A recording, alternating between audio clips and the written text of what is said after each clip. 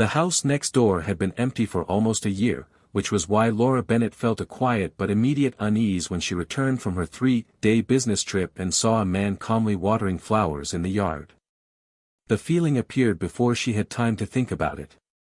It was the kind of instinct that surfaced when something familiar had shifted in a way that logic could not immediately explain. Laura had lived on Hawthorne Street in Worcester long enough to know the patterns of the neighborhood. Every home on the street carried a rhythm that repeated itself quietly through the seasons. Some houses came alive early in the morning when lights appeared in kitchen windows before sunrise. Others stayed silent until late evening when their owners returned from work. Even the vacant houses developed predictable habits of stillness. The property beside Laura's had been one of those silent houses. For months its windows had reflected nothing but weather. In the summer the grass had grown uneven across the yard, bending slowly under long days of sunlight. During autumn, fallen leaves had collected along the edges of the driveway where no one came to sweep them away. In winter the snow remained untouched, forming smooth white layers that lasted until the next storm covered them again. Because of that long quiet, the scene in front of Laura now felt strangely complete, as though time had rearranged the place without asking anyone to notice. The yard looked carefully maintained. Fresh soil darkened the flower beds near the walkway, and small white flowers had been planted in neat rows along the edge of the fence. The windows held new curtains that filtered the fading afternoon light into soft shapes against the glass. Even the mailbox beside the door reflected a clean metallic shine that had not been there before.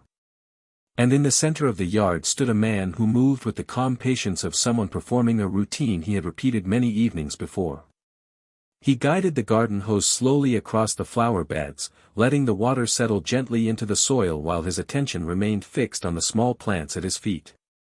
Laura remained beside her car longer than she intended. The scene looked natural, yet something about it refused to settle comfortably in her mind. The house had not changed gradually. It had changed all at once, as if an entire history had been quietly inserted into a place that had been empty only days earlier. When the man finally noticed her presence, he turned toward the driveway and lifted his hand in a small, relaxed gesture of recognition. The movement carried the easy familiarity of neighbors greeting one another after passing many times along the same quiet street. Laura returned the gesture automatically, although a faint uncertainty had already begun forming somewhere behind her calm expression. The man's face held a mild, almost absent smile, the kind that suggested nothing unusual had happened at all. To him, the moment seemed ordinary. That quiet certainty unsettled Laura more than the sudden appearance of the garden itself.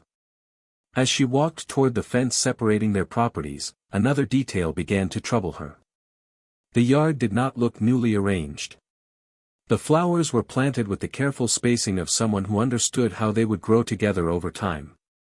The soil had already settled slightly around their roots, and the grass between the beds showed the faint unevenness left by repeated footsteps. The place did not resemble a house someone had just moved into. It looked like a house someone had been living in for months. That realization lingered in Laura's mind long after she stepped inside her own home. The interior felt unchanged, but the quiet comfort of familiarity had begun to shift in subtle ways she could not fully explain. Later that evening, while unpacking her suitcase, Laura opened her laptop to check the real estate listing she remembered seeing months earlier. The listing was still there. But one detail had changed. According to the property records attached to the listing, the house next door had not been vacant for the past year. It had been sold 3 years earlier. And the name of the buyer listed on the document was one Laura had never seen before. Arthur Nolan.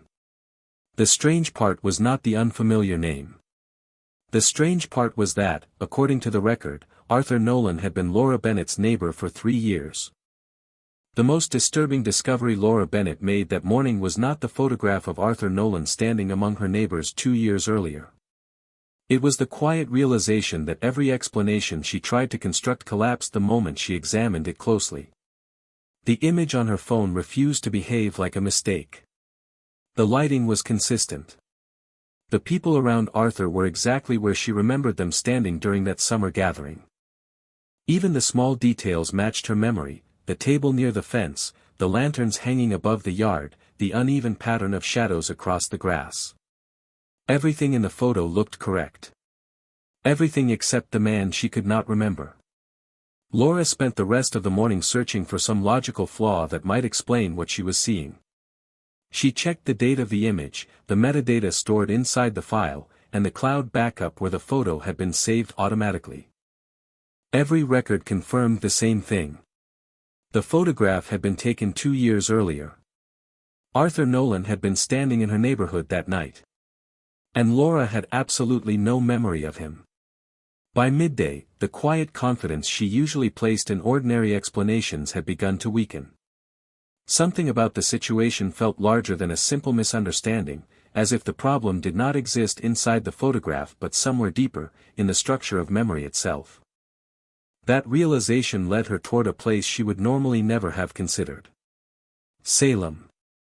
The decision did not feel dramatic.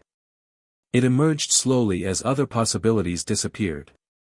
Laura had spent enough hours searching through records and photos to understand that logic alone was not resolving the contradiction. The drive east felt longer than usual. Salem's streets gradually narrowed as she left the busier parts of the city behind. The noise of tourism faded, replaced by older streets where the buildings leaned closer together and the atmosphere carried a quiet weight that felt strangely deliberate. Laura found the house almost by accident. It stood on a narrow street not far from the historic center but far enough away that few people passed through it. The building was made of dark wood that had weathered many seasons of rain, and its tall windows reflected the gray afternoon sky. There were no decorations on the door. Only a small hand-painted sign. Rowan Graves. Private readings. Nothing about tarot. Nothing about the supernatural. Only a name. Inside, the room felt modest and quiet.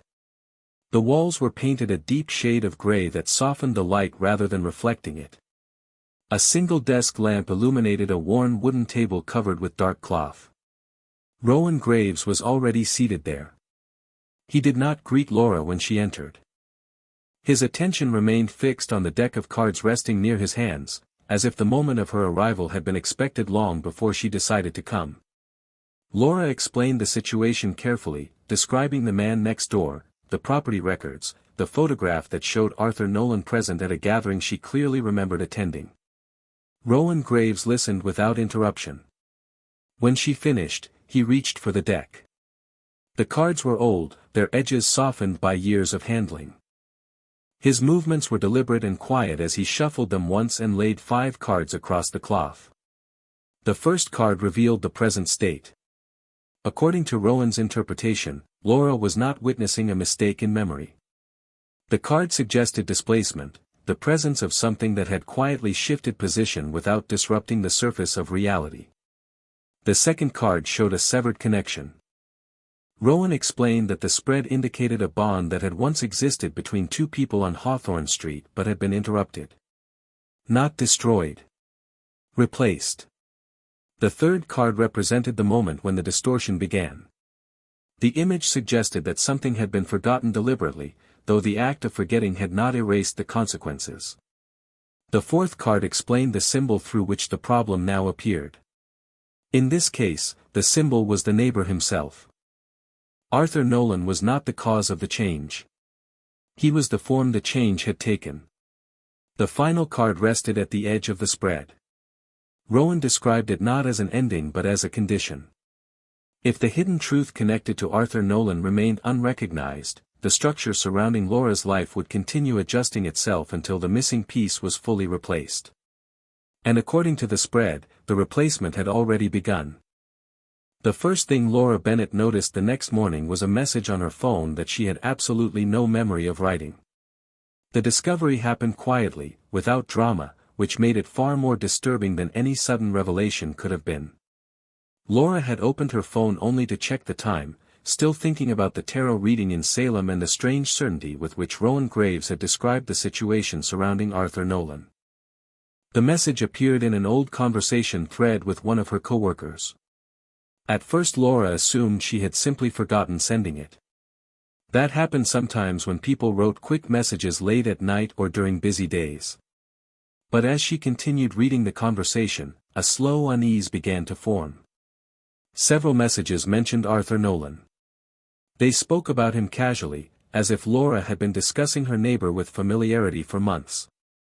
One message even referred to Arthur helping repair part of her backyard fence after a storm the previous spring. Laura stared at the screen for a long moment. She remembered the storm clearly. Strong winds had knocked over several branches across Hawthorne Street, and she had spent most of the afternoon clearing debris from her yard. But she had done that work alone. At least that was how she remembered it. The message thread suggested something very different. According to the conversation, Arthur Nolan had been there that day, helping her lift a broken section of the fence and secure it back into place. Laura searched her memory carefully. Nothing appeared. The absence itself felt unnatural, like a blank space where a moment should have existed. Trying to steady her thoughts, Laura opened the city property records again. She had checked them the previous night after returning from Salem, and the documents had clearly shown Arthur Nolan purchasing the house next door 3 years earlier. Now the records contained even more detail. The tax history listed regular payments made every year since the purchase. Utility registrations showed consistent activity tied to the property. Even the homeowner registration included a scanned copy of identification belonging to Arthur Nolan. Every document presented the same quiet conclusion. Arthur Nolan had been living beside Laura Bennett for 3 years. And according to every official record available, Laura had been interacting with him during that time. By midday the tension building in Laura's mind became impossible to ignore. Rowan Graves had suggested that Arthur Nolan was not the cause of the disturbance but the visible form it had taken. The idea had seemed abstract during the reading. Now it felt far more concrete. Laura decided to walk next door. The yard looked exactly as it had the previous evening. The flowers were neatly arranged, and the soil around them had begun drying under the afternoon sunlight. The windows reflected the quiet street in calm, steady shapes. Arthur Nolan was standing near the porch when she approached the fence. He appeared relaxed, as if expecting nothing unusual from the encounter. Laura studied him carefully. There was nothing about his appearance that felt extraordinary. He looked like an ordinary neighbor in his early 40s, with calm posture and an expression that rarely changed. His clothes were simple and practical, the kind someone might wear while working outside. Yet the longer Laura looked at him, the more unsettling a single thought became. Arthur Nolan behaved like someone who had known her for years. The quiet familiarity in his posture suggested routine. His attention moved across the yard in a way that implied he understood the small details of the property, as if every corner of the place belonged naturally to his life. Laura returned to her house with the uneasy sense that the ground beneath her understanding of the past had begun shifting. Later that evening she opened the oldest photographs stored in her cloud archive. Many of them had been taken during her first year living on Hawthorne Street. She began scrolling slowly through the images. At first the photos showed exactly what she expected. Familiar neighbors, seasonal decorations, quiet gatherings on warm evenings. Then one photograph stopped her completely. The image had been taken during the first summer she lived in the house. She stood near the edge of her driveway, smiling toward the camera while several neighbors gathered behind her. And beside her, close enough that their shoulders nearly touched, stood Arthur Nolan. Laura stared at the photograph for a long time. Because if the image was telling the truth, Arthur Nolan had been standing beside her the entire time she had lived on Hawthorne Street. The first clear crack in Laura Bennett's memory appeared when she opened her calendar and discovered an entire week of her life had vanished. The discovery happened late that evening while she searched for anything that might explain why Arthur Nolan continued appearing in records, photographs, and conversations that she could not remember. Laura had begun checking old files methodically, moving through emails, archived messages, and digital calendars from previous years. At first everything looked ordinary. Meetings appeared exactly where she expected them. Work trips matched the dates she remembered traveling. social events with neighbors lined up with photographs she had already reviewed earlier that day. Then the pattern broke. In the middle of her calendar from 3 years earlier, one entire week appeared strangely empty. The space between two ordinary entries, one marking a work meeting on Monday morning and another noting a grocery delivery the following Tuesday, contained nothing at all. No appointments. No reminders. No notes. For Laura, the absence felt immediately unnatural. Her work as an accountant required careful scheduling, and even quiet weeks usually contained routine entries for errands, phone calls, or small personal reminders. Yet those 7 days existed as a blank stretch of time, as if someone had erased them completely. Laura leaned back in her chair, studying the empty space on the screen while a faint unease slowly settled around her thoughts. According to the property records, Arthur Nolan had purchased the house next door during that same year. The timing felt too precise to ignore. The following morning, Laura stepped outside earlier than usual, hoping the quiet air of the street might help steady the growing tension in her mind. Hawthorne Street looked exactly as it always had. The same houses stood quietly in their familiar places, and the same slow morning routines unfolded behind windows and driveways. Arthur Nolan was already in his yard. He moved along the walkway with the same calm, deliberate pace Laura had noticed since the evening she returned from her trip. The flowers along the fence had begun opening more fully under the morning light, their white petals bright against the dark soil. Watching him, Laura felt the strange sensation that Arthur Nolan existed inside the neighborhood with complete certainty. He behaved like a man who belonged there. The thought returned to her mind again: if Arthur Nolan had truly been living beside her for years, then something inside Laura's memory had failed in a way she could not explain. Later that afternoon, another detail deepened the mystery. While sorting through old notebooks in a desk drawer, Laura found a small journal she had kept during the first year she moved to Hawthorne Street. The notebook contained short entries describing daily routines, small observations about the neighborhood, and occasional reminders about errands or upcoming plans. Most of the entries were brief. One of them, written during the same week that had vanished from her digital calendar, immediately caught her attention. The handwriting was unmistakably hers. The entry described a quiet dinner with a new neighbor who had recently moved into the house beside hers. The neighbor's name appeared clearly in the sentence. Arthur Nolan. Laura read the entry several times. The description included small details: the weather that evening, the sound of crickets in the yard, the simple meal they had shared while discussing the history of the street. Every word suggested a perfectly ordinary meeting. Yet Laura felt nothing when she tried to recall the moment. No image surfaced. No memory followed the words on the page. It was as though someone had written the entry for her, carefully placing the details of a memory that did not exist. As night fell, Laura sat alone in her living room with the notebook resting open on the table beside her. One possibility had begun forming in her mind. The missing week, the photographs, the city records, and the messages on her phone all suggested the same unsettling conclusion. Arthur Nolan had not appeared suddenly in her life. He had been there during a moment Laura could no longer access. And according to everything she was discovering, that missing week was the only place where the truth about him still existed. The most unsettling truth Laura Bennett heard from Rowan Graves was that Arthur Nolan would disappear the moment she fully remembered what had happened during the missing week. The realization arrived slowly as she sat across from the tarot reader once again in the quiet room in Salem.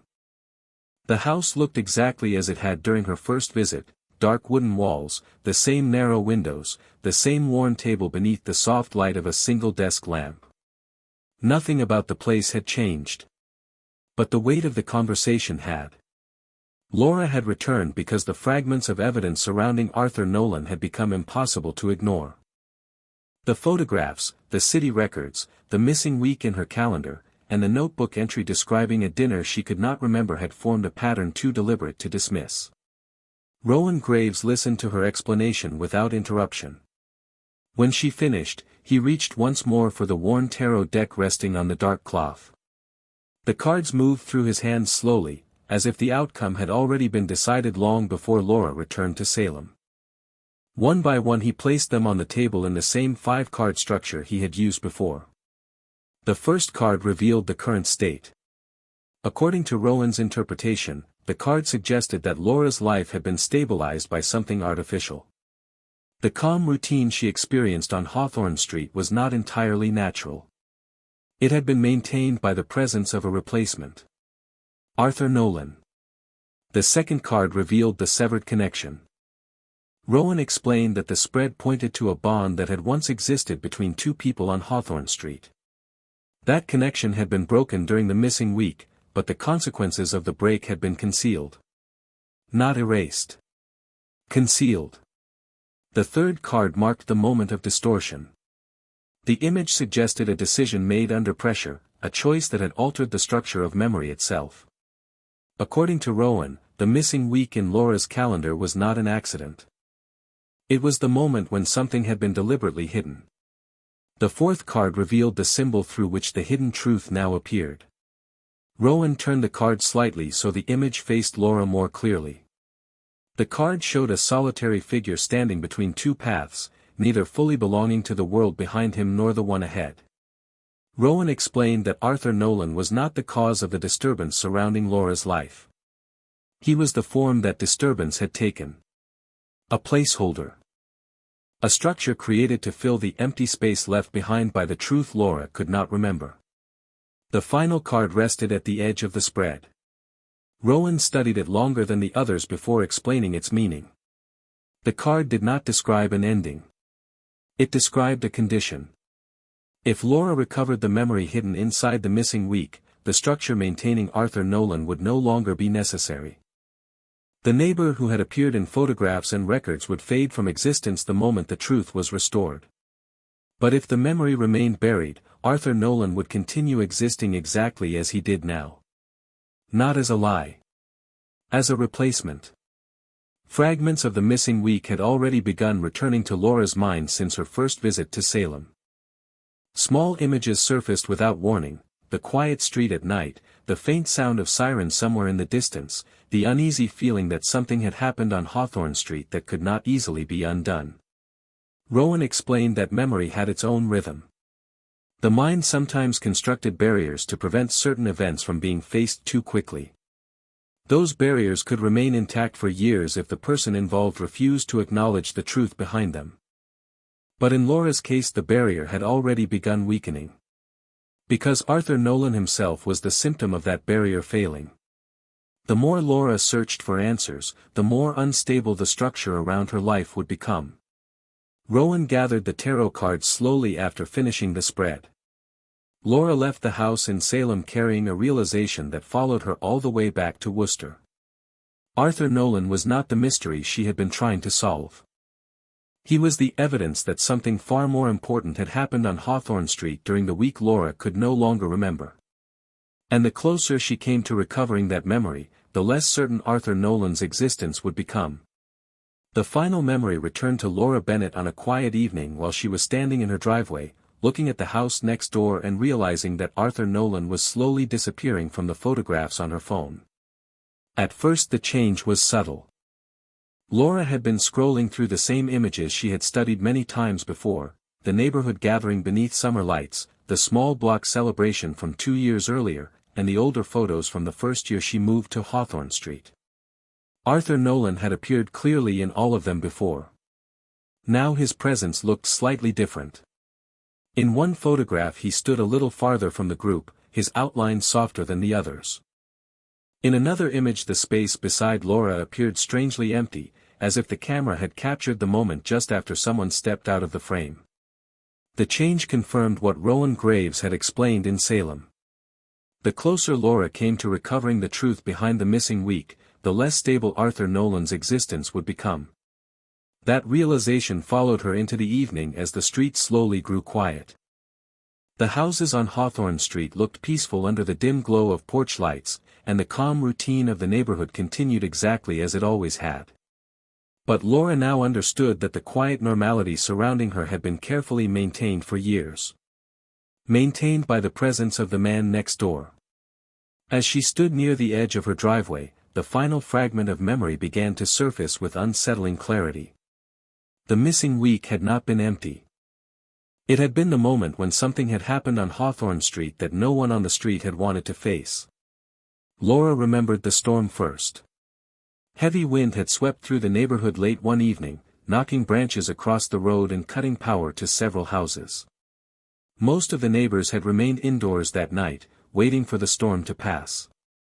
But Laura had stepped outside. The memory continued unfolding slowly, like a scene emerging from darkness.